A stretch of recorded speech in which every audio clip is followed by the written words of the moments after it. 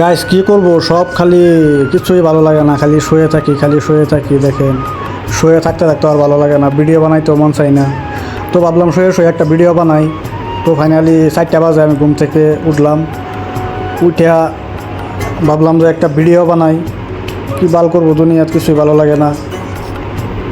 তো finally fan দিয়ে পুরা সারাদিন খালি ঘুমাই। ফ্যানটা বিক্রি করবো, কেউ যে কিনেন আমাকে কমেন্ট বক্সে নক করেন, ফ্যানটা বিক্রি করে দিব, তো আমার ঘুমটা অল্প কমবে।